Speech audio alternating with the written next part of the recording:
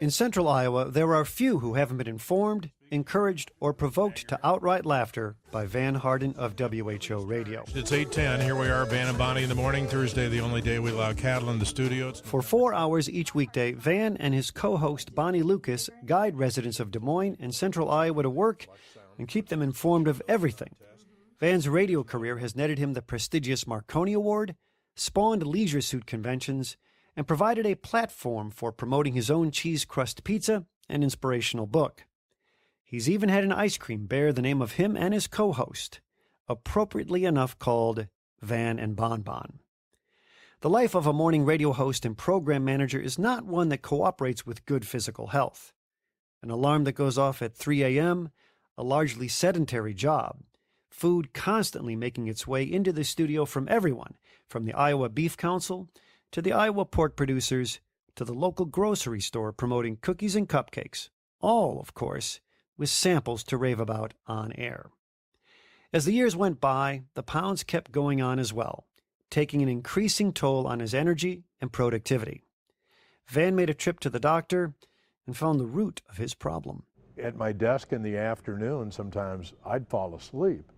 And that was embarrassing. Sometimes people would come in and wake me up, and that was embarrassing. And I thought, this is not good. And I thought, I don't know how much longer I can do this.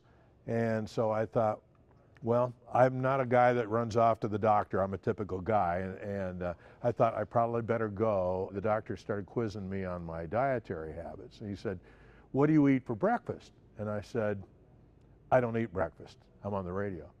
He says, oh, okay, well, what do you have for lunch? And I said, I hate to say it, but a lot of times I don't have lunch either. And he said, well, when do you eat? And I said, I eat at 5 o'clock when I get home, and then until I go to bed. And he slapped his forehead, and he got out a sheet of paper, and he says, okay, here's what you're going to do for the next month. Here's what you're going to eat. When you get off the air at 9 o'clock, you eat oatmeal with raisins and walnuts. At noon, you eat one thing of yogurt. And then for dinner, you can have like a chicken breast, skinless, boneless chicken breast, and a vegetable. And if you want dessert, you can have a fruit. And so I thought, boy, I said, that's it? And he said, that's it.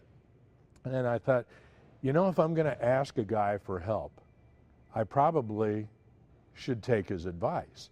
I went right over to the Office Depot and I got a little binder that I still have with me today. And every single day, every single time I eat, I write down in there what I ate. And every morsel of food that's gone through my lips since mid-April, I have diaried. In addition to journaling all his food intake, Van added a simple yet life-changing routine to his life. He started walking. At the track at the school. And I would walk around 4 times, and then I got to looking at the stadium seats there, and I thought, I bet I could walk up and down those too. Van's walking revival took him to over 30 high school and college tracks around central Iowa. I just walk 8 laps around every one. And it's fun and it's fascinating and it's not boring. Van's changes to his diet and walking routine has already shed nearly 100 pounds off his body weight. On a return trip to his doctor, he got a surprising reaction. And I said, if you really want to know, here's my book. And I said, that'd be kind of boring for you. He said, oh no, I want to look through that. So he did. He took the book and he looked through every single page and he was shaking his head. He said, this is amazing. This is amazing. I wish everybody that I talked to would take this as seriously as you do. Despite having every reason why he can't lose weight, Van doesn't want his job to be an excuse for poor physical fitness anymore. You go out to dinner and the things that you have on your list aren't there, but there's almost always like a salad or something that's without all the dressing and without all the peripheral stuff on it that you can have. Your family doesn't eat the same way you do. They either don't want to do what you're doing or they can't do what you're doing, and then you feel bad, well, you know, I should fudge factor a little bit. No, you don't do that. You've got the mindset of here's what I need to do, and I am going to do this. And the perfect thing for me was the Iowa State Fair, because I thought if I can make it through the Iowa State Fair, I can make it through anything, because at the Iowa State Fair, when we go out there and broadcast, not only is food readily available, but people bring it to you on a plate and say, here, eat this. And I'm happy to say that the Iowa State Fair this year, I didn't eat one single thing. I bought a couple of bottles of bottled water, and that's the only thing I spent money on out there. As Van's physical transformation gained momentum, people started asking him what his secret for weight loss was and how he was feeling. I didn't fall asleep at my desk anymore. And it still wasn't easy when the alarm clock went off at 3:15 to get up. It wouldn't be for anybody. But it was a lot easier to get my feet on the floor and go to the shower and get going for the day. And I noticed that, and I thought, well, this feels a lot better than it used to feel. One thing I found is that the exercise gets easier too, which there are good and bad sides to that. But I mean, like going up the stairs, it's a lot easier for me to stair step now, because I'm not lifting as much weight up those stairs as I used to. I have people come up to me all the time. They say, Van, with a question mark after it. Some people didn't even recognize me, but said, what are you doing? I want to know.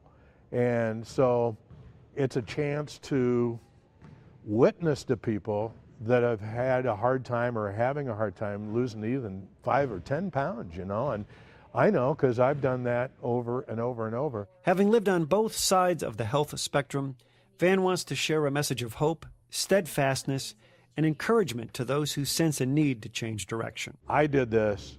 I know that other people can do it too. Some people say, oh, you just have more willpower than I do. Well, first of all, you got to know there's going to be landmines, and you're going to disappoint yourself a time or two also. You got to get over that, just like shooting a bad golf shot. I mean, if you let it get to you, then the next one's going to be even worse. I think, especially for people of faith, you know, this whole thing makes it sound like I worked really hard to do this, but to tell you the truth, God did it because I asked him to help me. And that doesn't mean you don't have attacks from the other side trying to distract you, but that's more that they want to get you away from God than it is getting you away from your diet. Don't ever base your total joy and happiness on how much you weigh. God created you, and he saved you by his grace. And that's where the real joy comes. I mean, if you're basing your joy on listening to Van Harden and doing what he says, then that will be fleeting. I mean, that may create some happiness. I'm happy I've lost weight, but I'm more joyful because I'm a person of faith, and that will never go away.